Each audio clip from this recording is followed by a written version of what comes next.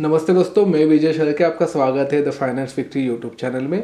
आज का हमारा विषय है बिहेवियरल फाइनेंस और बिहेवियरल इन्वेस्टिंग और इसके सॉल्यूशंस कौन कौन से हैं, मतलब हमें इसमें से कौन कौन से प्रिकॉशन लेने की ज़रूरत है और क्या करना चाहिए जिसकी वजह से ये जो भी हमें इम्पैक्ट होता है हमारे फाइनेंशियल मतलब इन्वेस्टिंग पे, तो वो ना हो। इन्वेस्टिंग हमारे फ्यूचर बेनिफिट के लिए हम करते हैं। साथ ही में इसके साथ हम क्या करते हैं, जो हमारे पास अभी कैश है या अदर रिसोर्सेस है उसका हम क्या करते हैं, सैक्रिफाइस करते हैं। तो इस वजह से हमें इन्वेस्टिंग करने में बहुत सारे नेचुरली डिसीजन, मतलब साइकोलॉजिकली प्रैक्टिकली भी क्या होता है, बहुत सारे हमें डिसीजन लेने पड़ते हैं। अभी इसमें निवेश करना है, नहीं करना है, क्या करना है, ये सारी चीज़ें। इसीलिए बिहेवियरल इन्वेस्टिंग बहुत इंपॉर्टेंट है। और आगे बढ़ने से पहले मेरे चैनल को सब्सक्राइब ज़रूर कीजिएगा, ये फ्री ऑफ कॉस्ट है और जिससे मुझे ज़्यादा लोगों तक पहुंचने में आसानी होगी।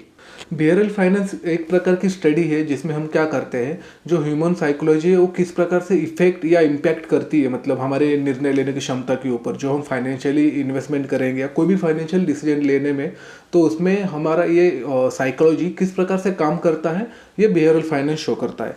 ट्रेडिशनली बिहेवियर मतलब जो फाइनेंस की थेरी है उसमें ये माना जाता है कि जो मार्केट मतलब शेयर मार्केट और इन्वेस्टर ये दोनों 100% तर्क शुद्ध है। इनको पता है कि मार्केट में कैसा है, क्या होने वाला है, कैसे चलने वाला है।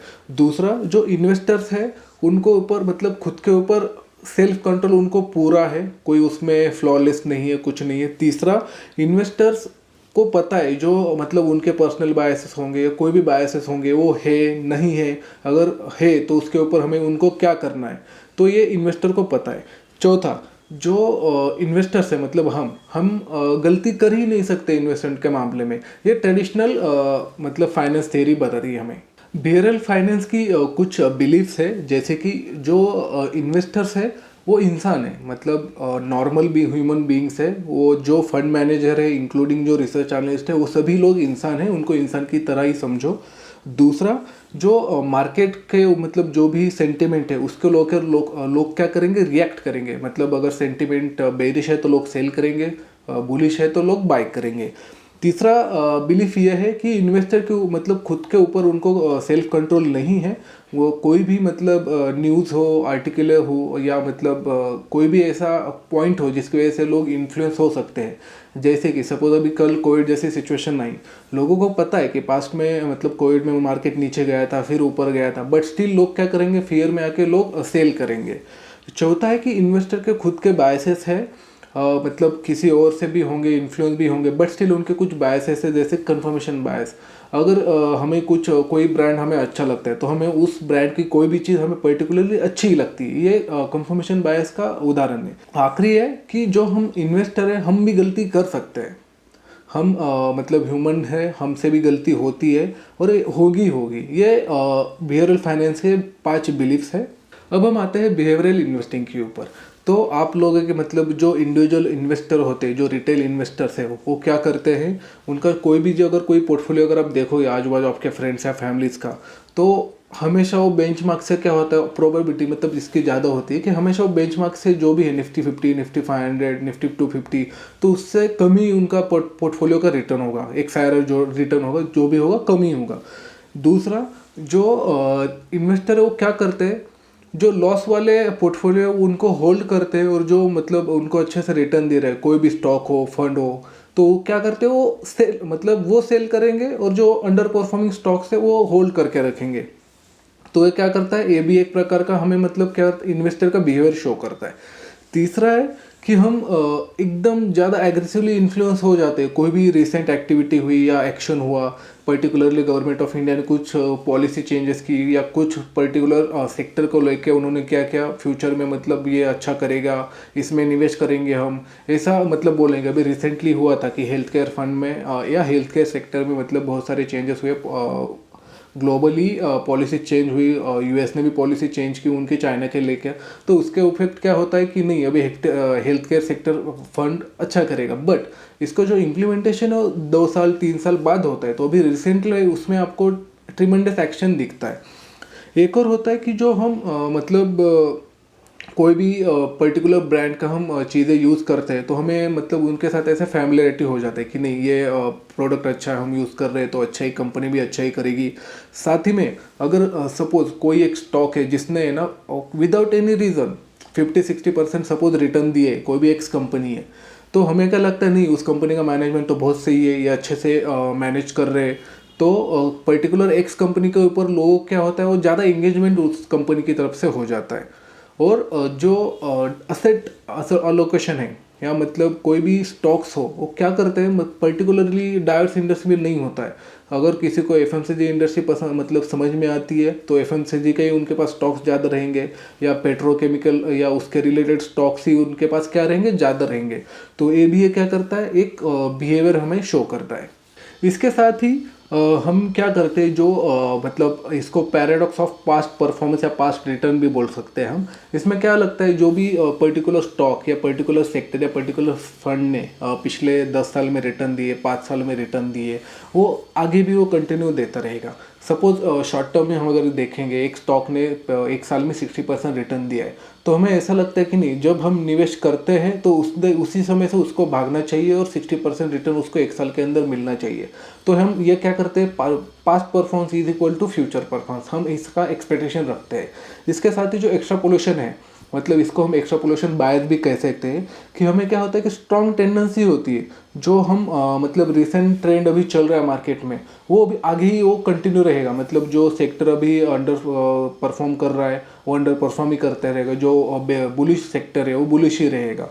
इसके साथ ही हम आउटकम बायस भी होता है, कि हमें पता है प्रोसेसेस कैसे क्या होने वाला है, एंड रिजल्ट भी हमें पर्टिकुलरली पता है, बट हम क्या अलग सोचते नहीं, हम उल्टा उसके ऑपोजिट सोचेंगे कि नहीं ये ऐसा नहीं होने वाला है। आउटकम, सपोज मैंने अभी इसमें स्टॉक में सेल किया है तो ये स्टॉक नीचे ही जाएगा, अगर सपोज मैंने इसमें बाय किया है तो स्टॉक ऊपर ही जाना चाहिए। तो इसको हम आउटकम बायस भी बोलते हैं। अब हम देखेंगे बिहेवियरल बायसेस के प्रकार। सबसे पहला है फैमिलियरिटी बायस। इसमें क्या होता है, जिन चीज़ों को आपको पता है, मतलब सपोज आपने एक फंड में निवेश किया है, एक स्टॉक्स में निवेश किया है, तो आपको स्टॉक या कंपनी या म्यूचुअल फंड अच्छे लगेगा, आपको उनमें मतलब सेफ फील होता है। दूसरा है रिसेंसी बायस। इसमें क्या होता है कि अवेलेबिलिटी फैक्टर इसमें मैटर करता है। सपोज जैसे कि 2008 में जो मतलब क्रैश हुआ था शेयर मार्केट, तो लोग क्या किया, लोगों ने उस समय पैसा होल्ड करके रखा ऑलमोस्ट 2-3 साल। उनको क्या लगा, नहीं मार्केट और नीचे जाएगा और नीचे जाएगा, लेकिन मार्केट ने बॉटम आउट होकर फिर से पीक किया, तो लोगों ने निवेश की नहीं किया उसमें। तीसरा है कंफर्मेशन बायस। इसमें क्या होता है कि आप ऐसी इंफॉर्मेशन या मतलब आपको कुछ चीज़ें पता है, बट स्टिल आपने जो एक डिसीजन लिया है, आप उसके आसपास जो आप उस डिसीजन को पर्टिकुलरली सपोर्ट करेंगे, वही आप इंफॉर्मेशन या आप मतलब क्या करते हो, देखते हो।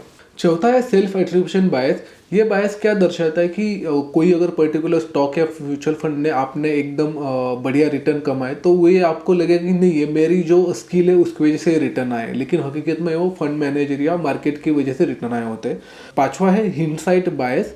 ये क्या करता है, मतलब सिमिलर टू सेल्फ एट्रीब्यूशन बायस, ये ऐसे करता है कि नहीं मुझे पहले से ये मालूम था ये होने वाला है, तो ये हिंडसाइट बायस है।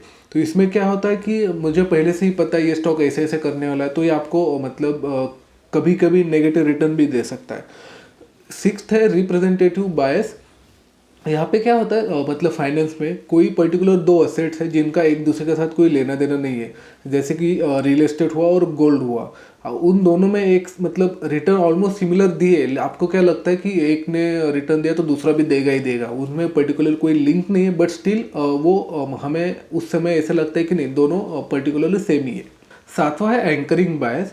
इसमें क्या होता है कि पर्टिकुलरली कोई भी इंफॉर्मेशन है तो हम उसका फर्स्ट फ्रेज पढ़ के ही हम क्या करते हैं, डिसीजन लेते हैं। तो ये इंक्लूडिंग फाइनेंस, ये प्रैक्टिकल दूसरे लाइफ में भी ये बहुत ही ज़्यादा हानिकारक है, क्योंकि इसमें क्या होता है, आप पर्टिकुलर चीज़ देख के आप डिसीजन लेते हो, तो आगे की इन्फॉर्मेशन पढ़ना भी ज़रूरी होता है। तो इसे हम एंकरिंग बायस कहते हैं। अभी आपने बिहेवियरल इन्वेस्टिंग और बिहेवियरल फाइनेंस के बारे में जाना, लेकिन हमें इन चीज़ों का प्रैक्टिकल लाइफ में कैसे इस्तेमाल करना है, इसके एप्लीकेशन कैसे कैसे करने हैं, ये सबसे बड़ा इम्पोर्टेंट टास्क है, जिसके लिए आप ये वीडियो देख रहे हो। तो सबसे पहला है कि टेक योर टाइम। आप खुद का टाइम लीजिए। अगर आप सपोज फॉर एग्जांपल 35 एज है आपकी, और अभी आप म्यूचुअल फंड या मतलब आपके जो फाइनेंशियल गोल है, करियर ऑब्जेक्टिव, इसके ऊपर आप क्या कर रहे हो, इन्वेस्टमेंट कर रहे हो, लेकिन आपने 25 से सपोज स्टार्ट किया था कमाना, 25 से 35 तक आपने कुछ इसका सोचा नहीं, कुछ इन्वेस्टमेंट के डिसीजन नहीं लिया, कुछ उसके बारे में मतलब पर्टिकुलरली इन्फॉर्मेशन भी आपने नहीं ली।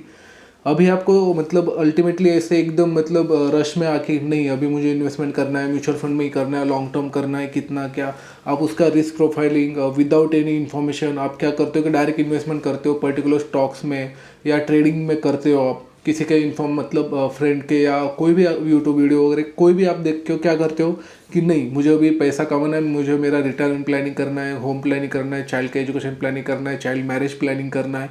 ये सब आपको 1-2 दिन में ही आप क्या करते हो इसके बारे में एग्रेसिवली सोचते हो और आप डिसीजन ले लेते हो। तो ऐसा आपको नहीं करना है। आप 10 साल लेट किया आपने, आप 1 महीना और लेट कीजिए, 2 महीना लेट कीजिए, आप फाइनेंशियल एडवाइजर ढूंढिए। और कोई आपके आसपास है नहीं तो आप मतलब जो भी म्यूचुअल फंड में निवेश करते हैं उनसे आप जानकारी पहले लीजिए, बाद में फिर कैसे आपको प्लानिंग करना है इसके ऊपर आपको आना है। दूसरा सोल्यूशन ये है जो कि मैंने आपको पहले ही बताया, उसके आगे कंटिन्यू पार्ट है। आपको समझ के लेना है कि आपकी इन्वेस्टमेंट नीड कौन सी है, आपके जो भी करियर ऑब्जेक्टिव है उसके साथ आपको अलाइन होना है और उसके हिसाब से ही आपको निवेश करना है। तीसरा है असेट एलोकेशन। जो भी आप निवेश करोगे मतलब सभी आपके पास सपोज होम है एक, तो अब दूसरा आपको होम लेना चाहिए, फ्लैट में मतलब रियल एस्टेट में निवेश करना चाहिए नहीं करना चाहिए, उसका लिक्विडिटी है नहीं है, कौन से मार्केट में है या प्लेस में है। इसके साथ ही आपने इक्विटी में कितना परसेंट निवेश किया है, आप एफडी या मतलब डेट टाइप में बॉन्ड्स इसमें आपका निवेश कितना है, गोल्ड आपके पास फिजिकल कितना है या आपके मतलब वर्चुअली आपने गोल्ड कितना बाई किया है। ये सारा आपको असेट एलोकेशन करना है, आपको फाइनेंशियल एडवाइजर से आपको मतलब ये सारी चीज़ें डिस्कस करनी है, उसके बाद ही आपको कोई निर्णय लेना है। चौथा है जो रूल्स एंड हम तय किया है। सपोज आपने क्या किया, अभी आपका रिटायरमेंट प्लानिंग आपने सेट किया, उसके लिए आपको कितनी एसआईपी करनी है ये आपने आइडेंटिफाई किया। आपके चाइल्ड मैरिज मतलब 10 साल 12 साल के बाद करना है, उसके लिए कितना एसआईपी करना है ये भी आपने तय किया। तो उसके साथ आपको स्टिक रहना है, वो आपको चेंज नहीं करना है। हाँ, जो पोर्टफोलियो एनालिसिस या पोर्टफोलियो रिव्यू है साल में करना है आपको, बट वो जो आपने इन्वेस्टमेंट अमाउंट डिसाइड किया है वो उसके साथ आपको छेड़छाड़ नहीं करनी है, वो वैसे ही कंटिन्यू रखना है। या बीच में एसआईपी या लमसम आपने जो भी किया है विड्रॉ वगैरह नहीं करना है। मार्केट का रिएक्शन मतलब कैसे हो, मार्केट बेरिश हो बुलिश हो, आपने जो टाइम फ्रेम लिया है और आपने तय किया उसके साथ आपको स्टिक रहना है, यह सबसे इंपॉर्टेंट है। पांचवा 2008 की एक स्टडी है जिसमें हमें मतलब एनालिसिस किया कि जो लोग प्री कमिटेड रहते हैं उनके गोल्स के ऊपर, तो वो लोग बेरिश मार्केट बुलिश मार्केट कैसा भी मार्केट हो उसके ऊपर उनको फ़र्क नहीं पड़ता है।